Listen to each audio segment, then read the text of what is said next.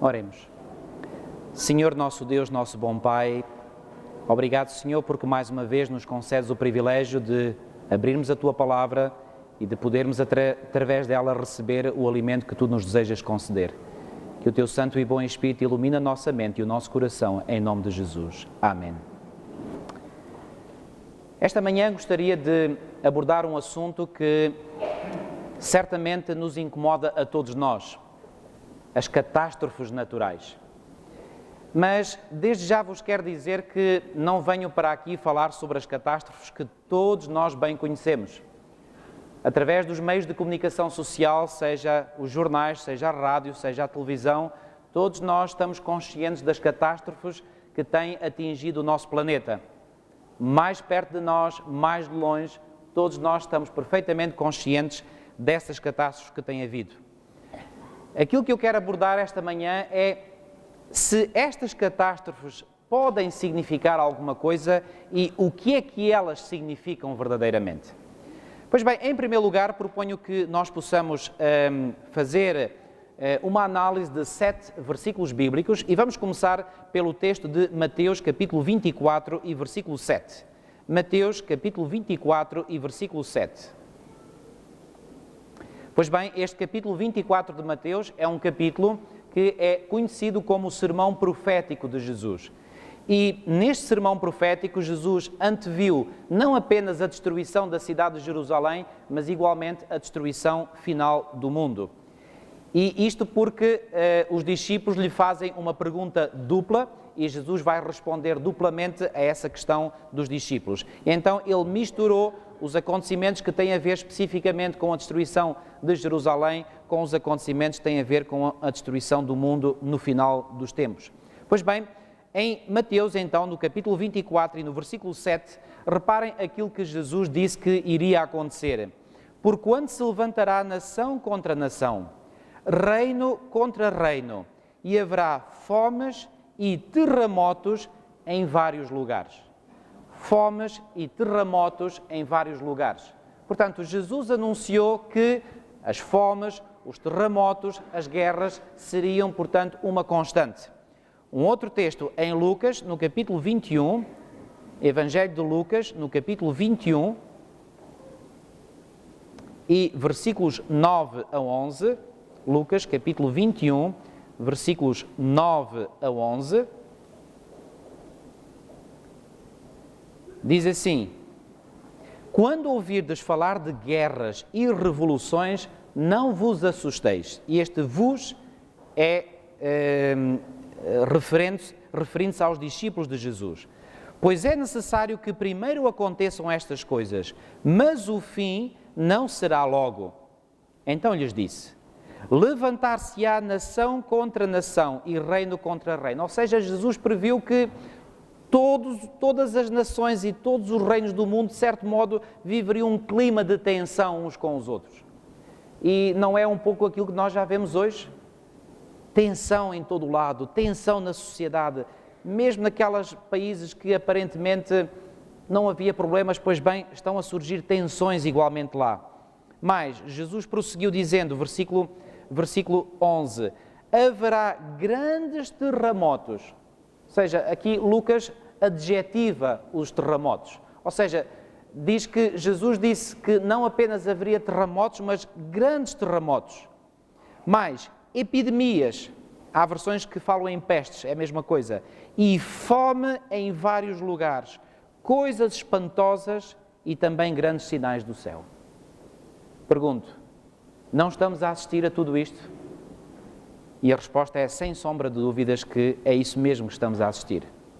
Pois bem, em Isaías, no capítulo 40 e no versículo 15, Isaías, capítulo 40 e no versículo 15,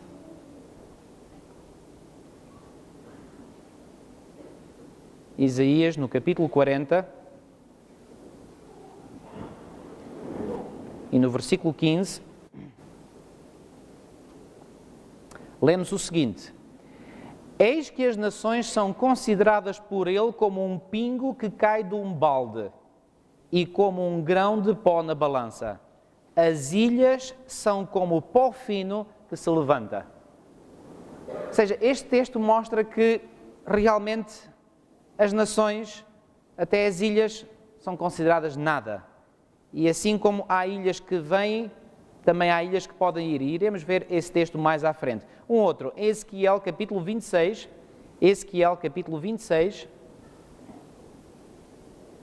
versículos 17 a 21. Estes versículos que nós iremos ler referem-se a uma profecia que foi dada contra uma cidade da antiga Fenícia, a cidade de Tiro. Mas vejam se estas palavras, que se aplicam em primeiro lugar a Tiro, não encontram igualmente paralelo num contexto mais alargado. Ezequiel capítulo 26 e versículo 17. Levantarão lamentações sobre ti e te dirão como pereceste, ó bem povoada e afamada cidade, que foste forte no mar, tu e os teus moradores, que atemorizaste a todos os teus visitantes. Portanto, referindo-se à cidade de Tiro. Versículo 18. Agora estremecerão as ilhas no dia da tua queda. As ilhas que estão no mar turbar-se-ão com a tua saída. Porque assim diz o Senhor Deus: quando eu te fizer cidade assolada, como as cidades que não se habitam, quando eu fizer vir sobre ti as ondas do mar e as muitas águas te cobrirem. Como é que Deus previu que esta cidade iria ser destruída? Iria ser arrasada com as ondas do mar. Já agora, recordam-se do maremoto que houve no dia 26 de dezembro de 2004? O que é que ele fez? Arrasou uma série de cidades, aldeias, povoações ali à beira-mar. Todos nós ainda temos essas imagens bem vívidas na nossa mente. Logo a seguir ao dia de Natal, no ano de 2004, um maremoto, ficou conhecido como tsunami, arrasou grande área na Ásia. Pois bem, versículo 20, diz-nos ainda este texto: então te farei descer com os que descem à cova, ao povo antigo, e te farei habitar nas mais baixas partes da terra, em lugares desertos antigos, com os que descem à cova, para que não sejas habitada, e criarei coisas gloriosas na terra dos viventes. É interessante como Deus aqui descreve como seria destruída a cidade de Tiro. E isto, eu acredito, aplica-se igualmente à destruição que tem existido atualmente também. Vamos a um outro texto, novamente em Lucas 21, Lucas capítulo 21, e agora no versículo 25, Lucas capítulo 21 e no versículo 25, e lemos o seguinte, são palavras do próprio Senhor Jesus: haverá sinais no sol, na lua e nas estrelas, sobre a terra angústia entre as nações. Pergunto, será que não há angústia entre as nações? É o que é mais fácil de verificar. Angústia entre as nações, em perplexidade por causa do bramido do mar e das ondas. Bom, deixem-me dizer-vos uma coisa. Este mar e estas ondas que são aqui mencionados têm um significado, em primeiro lugar, figurado. Porque em profecia, mar significa povos, nações, multidões. Mas quando aconteceu esse maremoto em 26 de dezembro de 2004, e eu reli novamente este texto, eu vi que estas palavras de Jesus não têm só uma aplicação figurada, também podem ter uma aplicação literal. Porque aqui diz que haverá angústia entre as nações em perplexidade por causa do bramido do mar e das ondas. Realmente houve uma grande angústia quando aquele mar entrou por aquela terra adentro. Coisa terrível. Outro texto, Apocalipse capítulo 6, versículo 14. Apocalipse capítulo 6, versículo 14. Este texto vem no contexto do sexto selo, que tem a ver com os acontecimentos que rodearão a segunda vinda de Jesus Cristo. E o versículo 14 do capítulo 6 do livro do Apocalipse diz: e o céu recolheu-se como um pergaminho quando se enrola. Então todos os montes e ilhas foram movidos dos seus lugares. Bom, se isto vai ser literal, eu acredito que em parte será, nós nem sequer imaginamos o que é que vai haver de conturbações na natureza. Montes e ilhas foram movidos dos seus lugares. Aliás, já agora deixem-me dizer-vos que não há muito tempo atrás, há uns anos atrás, eu recordo que até comprei uma revista daquelas que se vendem nas bancas, nas papelarias. Não posso precisar qual era o título não me lembro se era a revista Visão ou a revista Sábado, uma dessas. e na capa dessa revista vinha duas imagens com o mapa de Portugal. Duas imagens de satélite. Uma com o mapa de Portugal tal como ele é hoje. Eu tenho pena de não ter guardado essa revista. Aliás, não a deitei fora, mas não sei onde ela está. Senão trazia-vos a imagem. Então, na capa vinha então duas imagens diferentes do mapa de Portugal. Numa, o mapa como é hoje atualmente. E ao lado, o mapa como se prevê que seja caso o nível das águas do oceano suba até o nível de aí, é o que se estima, por cálculos da Universidade de Coimbra, 5 metros. Posso dizer que grande parte do litoral português vai ficar submerso. Vai ficar submerso. E eu pergunto-me se, em parte, não iremos assistir ao cumprimento, precisamente destes textos que nós acabamos de ler. E reparem que, ao contrário do que se dizia, recordo-me que a primeira vez que eu ouvi falar do aumento do nível dos oceanos já foi há mais de 20 anos. Só que dessa altura levantavam-se muitas vozes dizendo, bom, isso são projeções alarmistas, exageradas. Pois bem, hoje em dia a maior parte dos cientistas até diz que as previsões mais exageradas são passíveis de acontecer. E vocês sabem porque é que o nível dos oceanos tende a subir. E nós já estamos a observar na nossa costa portuguesa que em praias onde antigamente havia grandes areais, hoje em dia o areal quase não existe, em alguns casos. E porquê é que o nível dos oceanos está a subir? Tudo isto está correlacionado porque a poluição está a aumentar, o aumento da poluição faz com que aumente o chamado efeito de estufa, esse aumento do efeito de estufa faz com que a temperatura média do planeta suba, e ao subir a temperatura média do planeta, pois bem, as grandes calotes de gelo polares, que são enormíssimas massas de gelo, começam a derreter. E essa água, quando derrete, vai para onde? Não vai para o céu, vai para o mar. E o mar, obviamente, sobe. Um outro texto, ainda no livro de Apocalipse, capítulo 16 e versículo 20. Apocalipse, capítulo 16 e versículo 20. Aqui está uma outra previsão, que diz mesmo que todas as ilhas fugiram e os montes não foram achados. Bom, se me perguntarem como é que isto se explica, eu não sei explicar. Mas que lá está escrito, está. E nós podemos imaginar, pelo menos só pelo processo que eu acabei de descrever, pelo aumento do nível dos oceanos, pois bem, muitas das ilhas que nós conhecemos hoje, pura e simplesmente desaparecerão. Algumas já estão, das mais rasas, já estão a desaparecer porque o mar está a subir. Pois bem, o que é que Ellen White, que acreditamos que foi inspirada por Deus, tem a dizer sobre estas catástrofes? Vamos ouvir algo que ela disse. Disse ela o seguinte, por exemplo: ao ouvir das terríveis calamidades que semana a semana estão ocorrendo, pergunto-me a mim mesma, que significam estas coisas? Ou seja, ela também se colocou a ela própria a pergunta, o que é que significam estas coisas? E certamente que muitos de nós aqui presentes, e alguns que nos estão a ver, se perguntam, mas o que é que estas catástrofes significam? E ela continua dizendo, as mais terríveis catástrofes seguem-se umas às outras em rápida sucessão. Nada de novo para nós. Com que frequência ouvimos de terremotos e furacões, de destruição por fogo e inundações? Ainda recentemente nós ouvimos falar de duas grandes inundações, uma na Austrália, que inundou uma área, ou uma superfície equivalente à área da França e da Alemanha juntas. Sabem que a Austrália é o 6º país maior do mundo. Só há 5 países maiores do que a Austrália.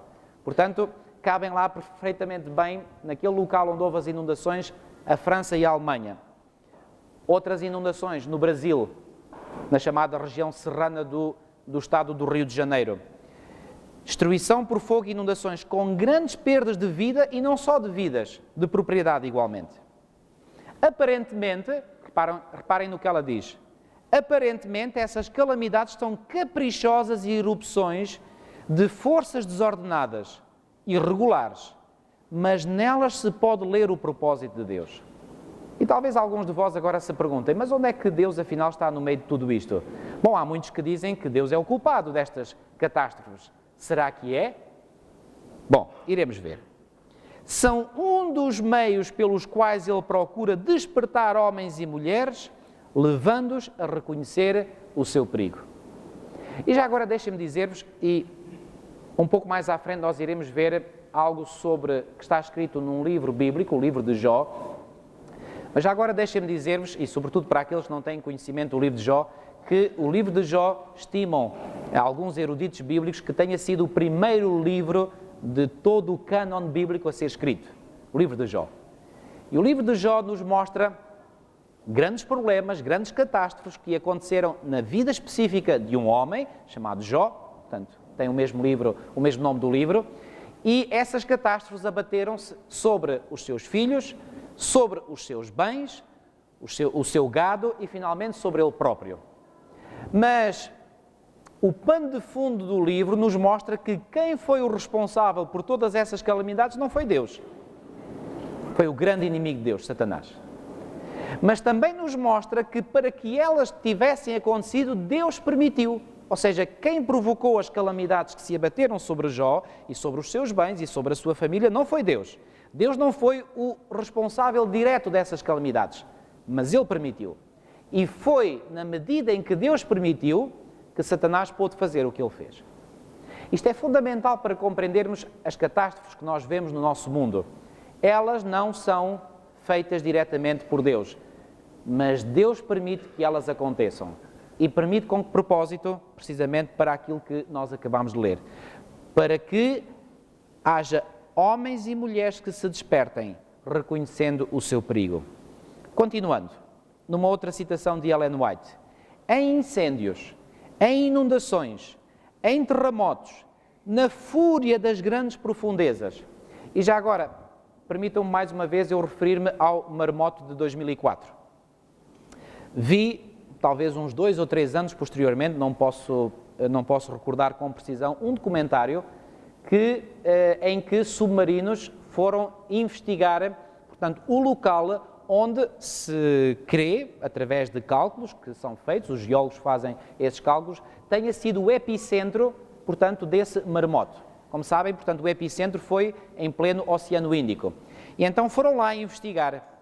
E então mostrava nesse documentário imagens que é de meter medo.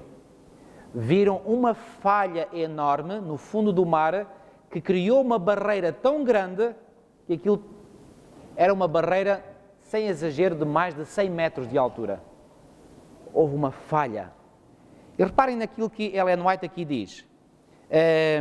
Precisamente a fúria das grandes profundezas, ou seja, até as profundezas do mar estão inquietas e se deslocam. E foi essa falha que provocou aquela onda gigante que depois se foi comunicando até chegar, portanto, ao litoral. Portanto, em incêndios, em inundações, em terremotos, na fúria das grandes profundezas, nas calamidades por mar e terra, é transmitida o quê? A advertência de que o Espírito de Deus não agirá para sempre com os homens. E a propósito desta expressão, que é uma expressão que é retirada de um texto bíblico, que eu vos convido a verdes comigo em Gênesis, no primeiro livro da Bíblia, Gênesis no capítulo 6 e no versículo 3, Gênesis capítulo 6 e versículo 3, o Senhor, comunicando a Noé, o seu servo, a grande calamidade, a grande catástrofe natural, que foi a maior de todas até hoje, foi o dilúvio, anunciando precisamente essa catástrofe, reparem o que é que ele disse. Versículo 3 de Gênesis 6.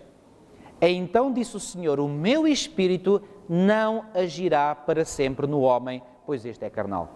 E os seus dias serão 120 anos. Estes 120 anos foi o prazo que Deus deu, desde que fez esta advertência a Noé, até vir o dilúvio, iria haver este período de 120 anos. Pois bem, porquê que o Senhor disse que iria haver uma grande catástrofe? Porque o seu Espírito não agiria para sempre no homem. Não agiria porquê? Porque o homem era mau. Pois bem, o Senhor Jesus, comparando o tempo de Noé, vamos ver em Mateus 24, novamente no mesmo capítulo que há pouco nós vimos, em Mateus capítulo 24, e nos versículos 37 a 39, Jesus disse isto: pois assim como foi nos dias de Noé, também será a vinda do Filho do Homem. Ou seja, o que é que Jesus profetizou? Que aquilo que aconteceu no tempo que precedeu o dilúvio, acontecerá igualmente no tempo que precederá a sua segunda vinda. O que é que aconteceu no tempo que precedeu o dilúvio? O Espírito de Deus foi-se retirando retirando, até que finalmente se retirou definitivamente.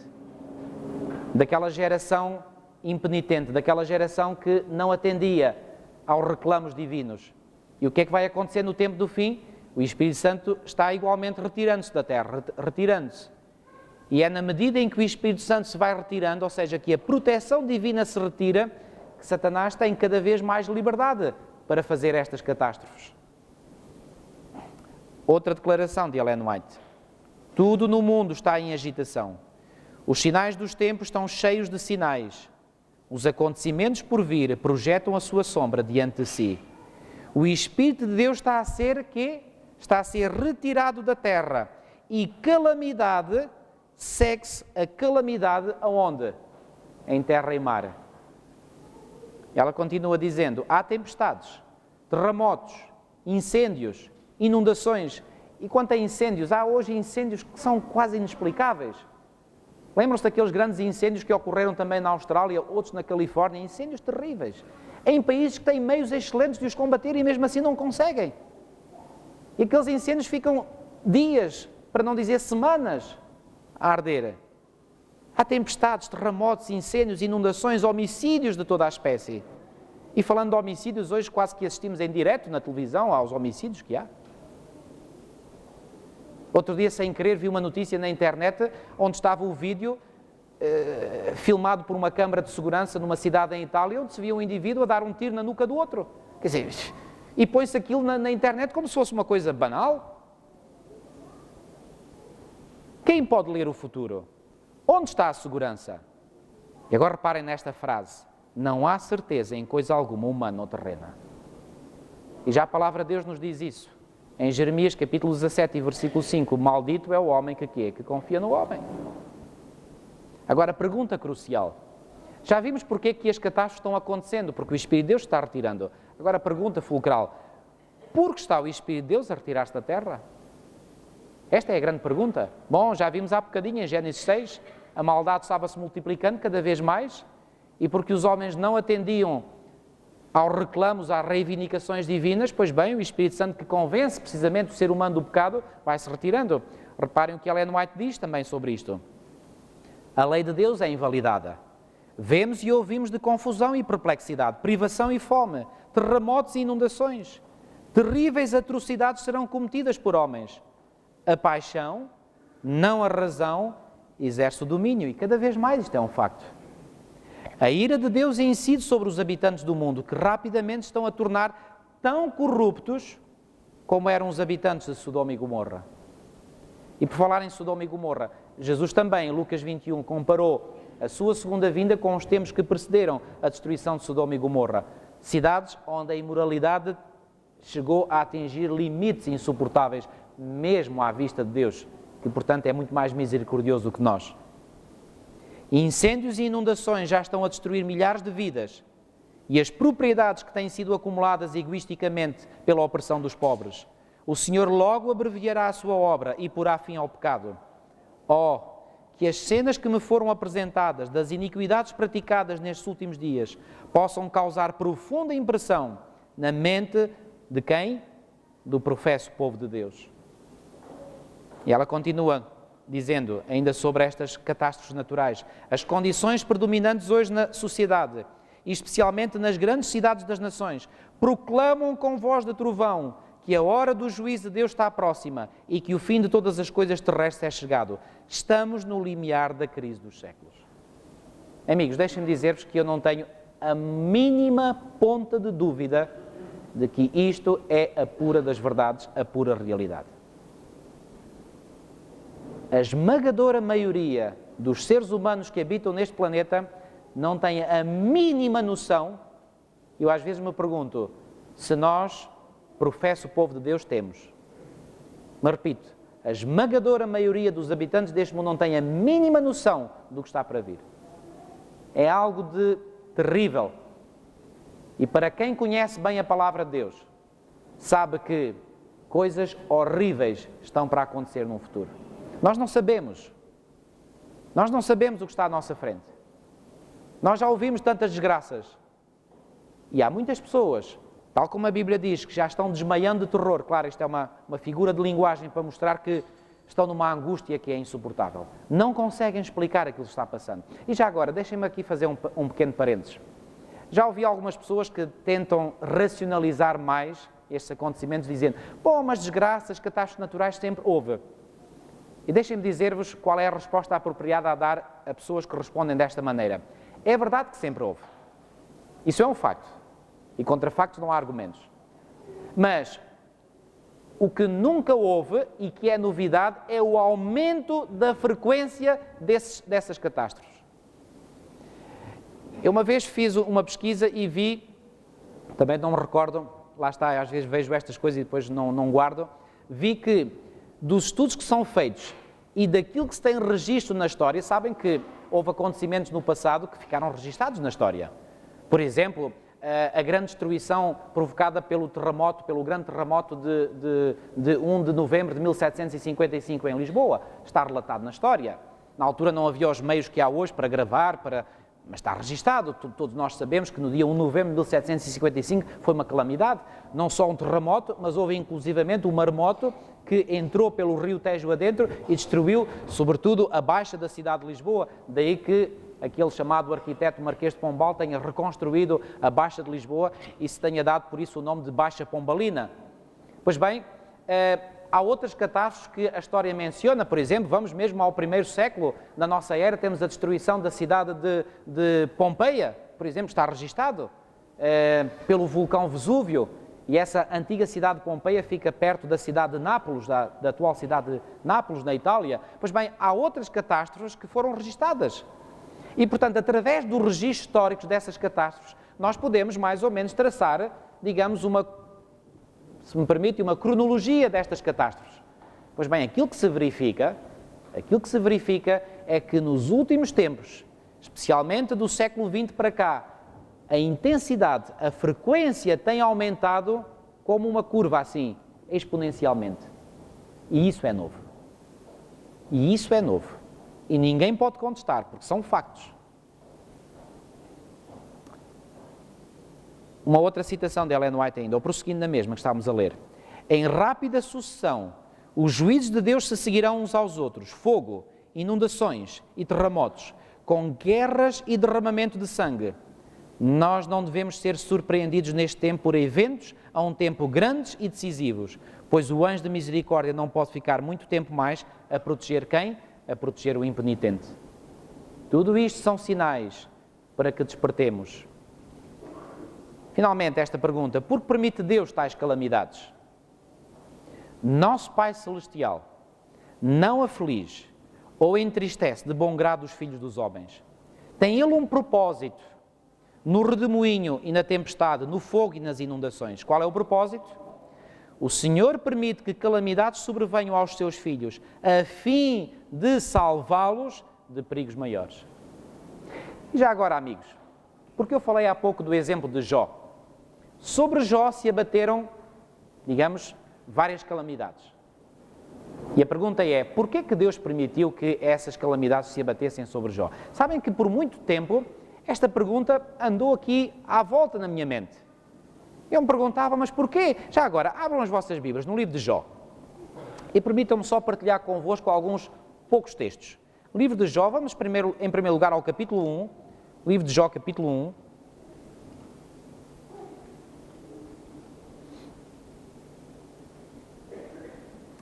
E este capítulo 1 dá-nos um grande background, ou seja, revela-nos realmente o pano de fundo deste grande conflito entre o bem e o mal. Realmente, eu creio que não poderia ser melhor livro para se iniciar o cânon bíblico do que este, que nos revela logo este grande tema do conflito entre o bem e o mal. E diz-nos que Satanás um dia, versículo 6, Jó 1:6, diz: num dia em que os filhos de Deus vieram apresentar-se perante o Senhor, veio também Satanás entre eles. Já agora, esta expressão filhos de Deus refere-se a criaturas de Deus que habitam outros planetas. A expressão filho de Deus, é verdade, aplica-se aos seres humanos que aceitaram Cristo como seu Salvador e que são guiados pelo seu Espírito Santo. Ainda há pouco tempo falámos disto, mas noutros contextos aplica-se a outros seres criados. E como é que nós podemos saber o que é que o contexto revela? É muito simples, porque reparem, O versículo 7 dá-nos a resposta. O versículo 6, portanto, eu volto a ler, num dia em que os filhos de Deus vieram apresentar-se perante o Senhor, veio também Satanás entre eles. Agora reparem o que diz o versículo 7, porque ele contém a resposta para que nós compreendamos quem são os filhos de Deus mencionados no versículo 6. Versículo 7. Então perguntou o Senhor a Satanás, de onde vens? Satanás respondeu ao Senhor e disse, de rodear a terra e passear por ela. Reparem, Deus faz a Satanás uma pergunta, de onde vens? Ele responde, venho da terra. Agora pergunto-vos, se Satanás responde, vem da terra, ele está a falar com Deus num sítio qualquer, menos na terra, certo? E lá nesse sítio onde ele está a dialogar com Deus, estão lá também filhos de Deus. Ora, se esse local não é na terra, então esta expressão filhos de Deus não se pode referir a seres humanos, certo? Porque os seres humanos são nesta terra. Se alguém, por exemplo, me perguntar, de onde vens? E eu disser, venho de Lisboa, bem, eu estou em qualquer outro sítio, menos em Lisboa. Certo? Está claro? Portanto, quando Satanás dá esta resposta, vem da terra, ele está em qualquer sítio no universo, menos na terra. E, portanto, a expressão não se pode aplicar aos seres humanos. Agora reparem, Deus faz-lhe outra pergunta, versículo 8. Perguntou ainda ao Senhor a Satanás, observaste o meu servo Jó? Porque ninguém há na terra semelhante a ele, homem íntegro e reto, temente a Deus e que se desvia do mal. Então respondeu Satanás ao Senhor, porventura Jó de Baal teme a Deus? Acaso não o cercaste, concebe a ele a sua casa e tudo quanto tem? A obra de suas mãos abençoaste e os seus bens se multiplicaram na terra. Pois bem, Satanás ficou visivelmente perturbado quando Deus lhe deu a entender que havia pelo menos um homem na terra que não estava do lado dele. Sabem porquê? Vamos tentar compreender um bocadinho melhor. Há uma reunião, claramente, no trono do universo, onde Deus preside a todo o universo. E aí se apresentaram vários filhos de Deus, como representantes, cada um dos seus mundos. Cada filho de Deus a representar o seu mundo. E Satanás apresentou-se também como representante deste planeta Terra. Aliás, foi o próprio Jesus que, quando esteve nesta Terra, referindo-se a Satanás, disse que ele era o quê? O príncipe deste mundo. E já agora deixem-me dizer-vos, ele é o príncipe deste mundo não por direito próprio, mas por usurpação. Porque quem era para ser o verdadeiro príncipe deste mundo era Adão. Foi a Adão que foi confiado a administração deste planeta, a Adão e aos seus descendentes. Mas Adão e Eva deram de mão beijada, por assim dizer, e tristemente, esse domínio que tinham recebido do próprio Criador nas mãos de Satanás. Portanto, ele é o príncipe deste mundo por usurpação. E agora Satanás ali se apresenta diante do trono de Deus como representante deste planeta, dando a entender que, pois bem, ele é o representante, ele é o dono deste planeta. Então Deus vai incomodá-lo dizendo, olha, por acaso lá de onde tu vens da terra, não observaste lá o meu servo Jó? Como que para lhe dar a entender, olha, lá no planeta onde tu és o diretor ou o chefe, nem todos te obedecem. Há lá um que não te obedece a ti, obedece-me a mim. Bom, isto foi como se fosse colocado uma pedra no sapato de Satanás, permitam-me esta expressão, e Satanás deve ter ficado furioso. E então começa logo a fazer aquilo de que ele é típico, começou a acusar Jó. Mas é interessante que Deus faz de Jó um relato de que ele é quê? Versículo 8. Ele é um homem íntegro e reto, temente a Deus e que se desvia do mal. E mesmo por isto, eu me perguntava, mas porquê é que Deus permitiu que um homem que ele próprio, não é Jó que está a falar dele próprio, não é nenhum ser humano que está a falar de Jó, é o próprio Deus que se refere a Jó como sendo um homem íntegro e reto. E eu me perguntava, porquê é que Deus permitiu que um homem íntegro e reto passasse por todas estas calamidades? Deixem-me fazer-vos uma pergunta, talvez possa ajudar na resposta. Será que apesar de Jó ser um homem íntegro e reto, talvez bem escondido lá no seu caráter houvesse ainda qualquer coisa que fosse necessário limar ainda? Venham comigo mais à frente ao mesmo livro de Jó. E já agora, deixem-me resumir muito rapidamente os capítulos seguintes. Há 3 amigos de Jó que vão ter com ele, depois de o verem no estado miserável em que ele caiu, e esses 3 amigos vão acusá-lo de algo que Jó não tinha, porque vão dizer, ó Jó, tu deves ter algum pecado escondido na tua vida, alguma coisa não está bem, tu pecaste, e agora o Senhor está-te a punir. E ele vai dizer, não, mas não tenho nada. Mas finalmente apareceu em cena um quarto personagem, ou seja, um quarto amigo de Jó. Vamos então ao livro de Jó, no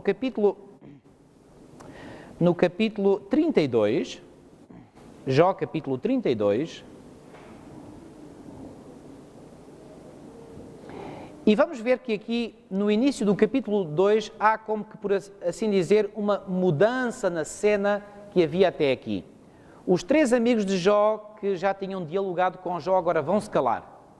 E finalmente este quarto personagem, que vai entrar em cena agora neste momento, já tinha estado a ver se conseguia falar, mas que não tinha tido ainda a oportunidade, agora vai entrar em cena. Jó 32:1.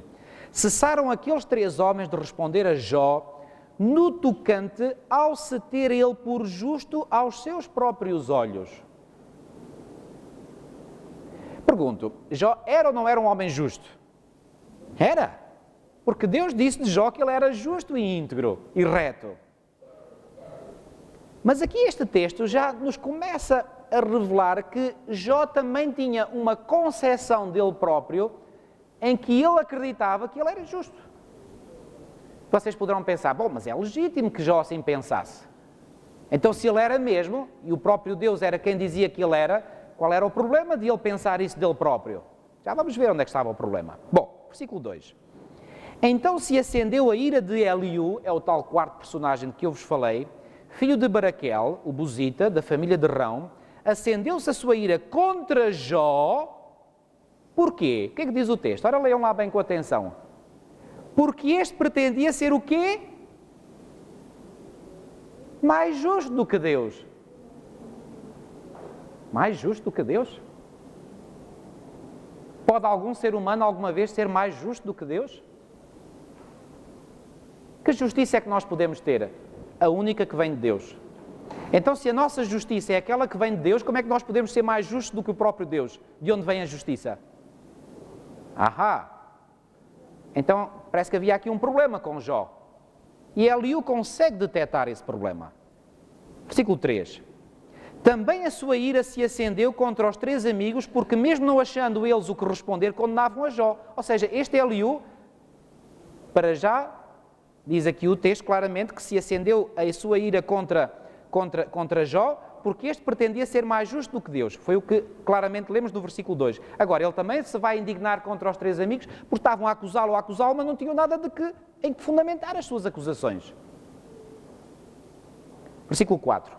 Eliú, porém, esperara para falar a Jó, pois eram de mais idade do que ele, e por respeito àqueles que eram mais idosos, ele esperou.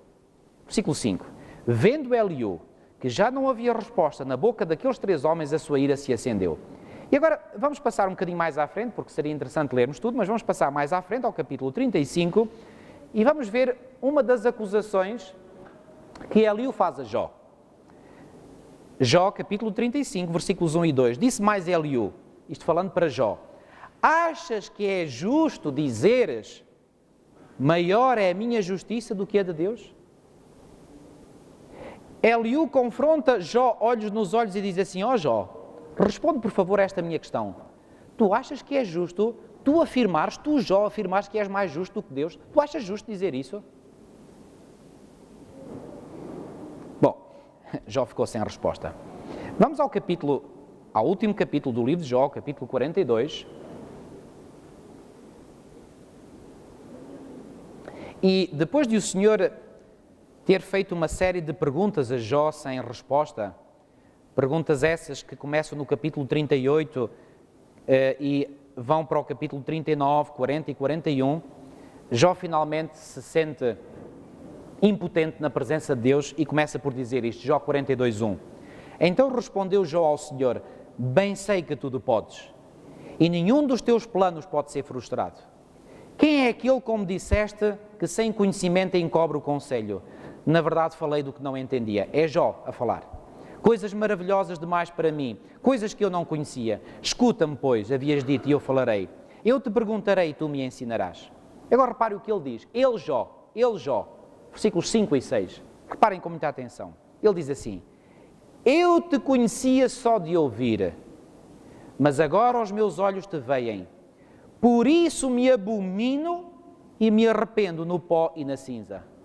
Pergunto-vos, Jó está aqui a dizer diante de Deus que se abomina e que se arrepende no pó e na cinza. Eu pergunto-vos, arrepende-se de quê? Se ele era um homem justo. Jesus, em determinada altura, disse que há mais alegria no céu por um pecador que se arrepende do que por quê? 99 justos que não necessitam de arrependimento. Então, se Jesus diz que um justo não necessita de arrependimento, e se Jó era justo, então qual é o arrependimento que ele está aqui a falar? Sabem qual é? Jó agora está aqui a arrepender-se daquele sentimento de justiça própria que ele tinha e que o levava inclusivamente a pensar que ele, Jó, era mais justo do que Deus. Ele era justo, era. Era o próprio Deus que lhe tinha dito. Mas precisamente por ser um homem justo, ele caiu nessa vaidade de sentir que era justo. Nós podemos sentir que somos justos, mas nunca, nunca, nunca esquecendo que a justiça que nós possamos ter não vem de nós, não é produzida em nós, ela vem de Deus.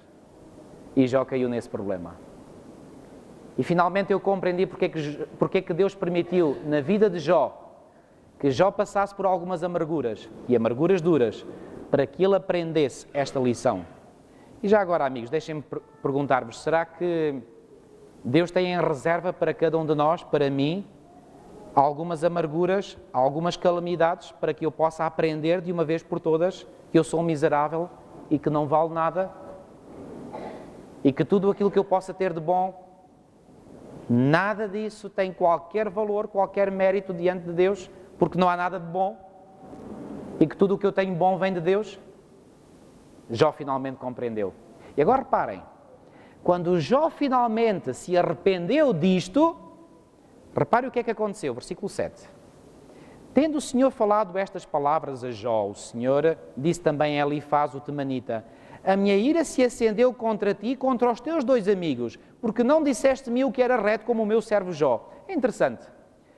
Procurem aqui, por favor, no capítulo 42, onde é que Deus faz uma crítica a Eliú, o quarto. Deus faz uma crítica aos três, que acusaram Jó de coisas que ele não era culpado. Mas procurem a crítica que Deus faz a Eliú.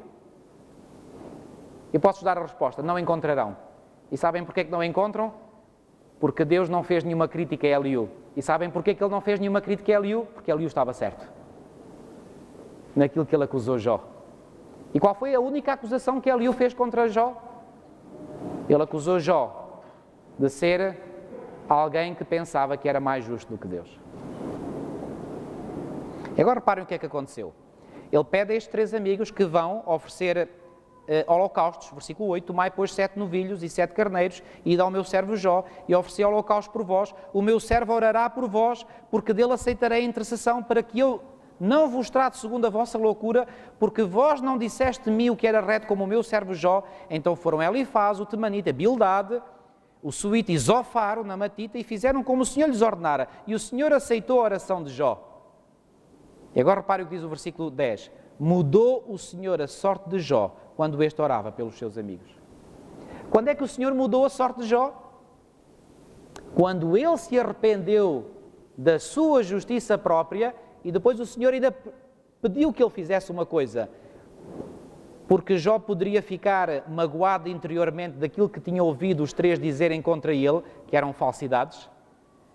Então o Senhor fez com que aqueles três fossem oferecer holocaustos, pedindo perdão a Jó, para que Jó não ficasse com nenhuma amargura contra eles.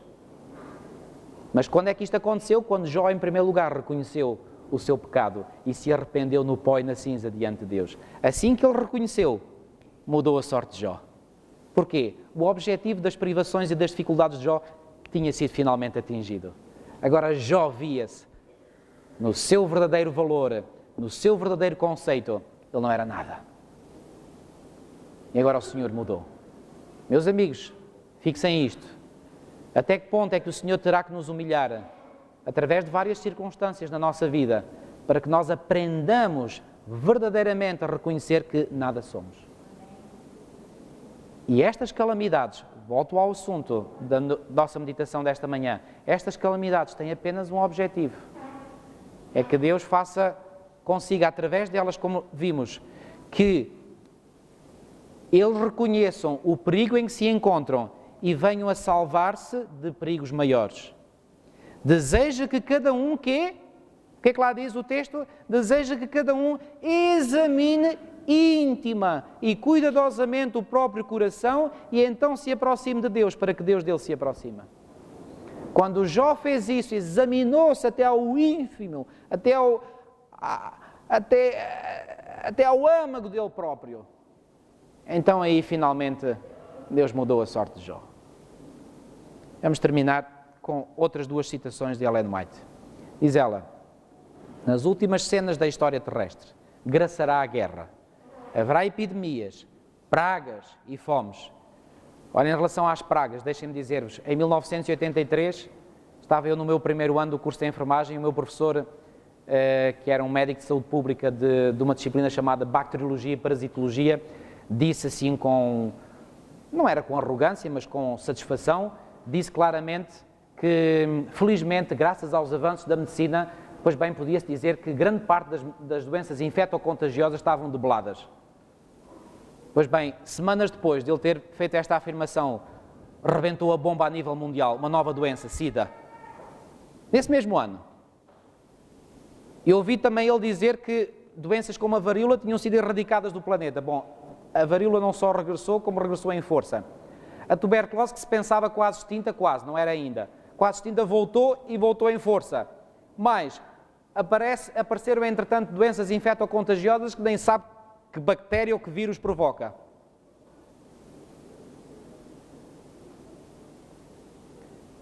Epidemias, pragas, fomes. As águas do oceano transporão os seus limites. Ora, se isto fosse lido aqui há umas décadas atrás, algumas pessoas poderiam não acreditar. Agora já acreditamos, não acreditamos? Porque já vimos. Propriedades e vidas serão destruídas pelo fogo e por inundações. Deveríamos estar a preparar para as mansões que Cristo foi preparar para os que o amam. Os juízos do Senhor já se acham espalhados pela terra, como vemos nas tempestades, inundações, tormentas, terremotos, em perigos em terra e no mar. O grande Eu Sou está falando aos que anulam a sua lei. Está falando a quem? Aos que anulam a sua lei. Para quê? Para que possam reconhecer o estado em que se encontram. O grande Eu Sou está falando aos que anulam a sua lei. Quando a ira de Deus for derramada sobre a terra, quem poderá subsistir? É agora o tempo do povo de Deus se mostrar o quê? Fiel aos princípios. E finalmente, o que é que as catástrofes naturais significam? Leiamos um último texto bíblico em Mateus 24, novamente aquele capítulo muito significativo de Mateus 24, o sermão profético de Jesus. E leiamos o versículo 33, em que Jesus disse: assim também vós, quando virdes todas estas coisas, que coisas? Pois bem, estas que nós acabamos de ver, sabei que está próximo às portas. Quando nós virmos tudo isto à nossa volta, é o que estamos a ver, qual é a conclusão a que podemos chegar? É que Jesus Cristo está para chegar muito em breve. E é precisamente, amigos, porque Ele está para chegar, que Ele quer que nós nos preparemos. E a única forma de nós nos prepararmos é fazendo o quê? É reconhecendo as nossas faltas, os nossos pecados e humildemente irmos a Ele confessando-os para que Ele nos possa perdoar e purificar. E se fizermos isso, Ele que é bondoso e misericordioso nos perdoará de todos os nossos pecados e nós poderemos permanecer de pé quando Ele vier. E quando Ele vier, podemos fazer parte daquele grupo que dirá: eis aqui o nosso Deus a quem aguardávamos. Que esta possa ser a experiência de cada um de nós. É o meu sincero desejo. Amém.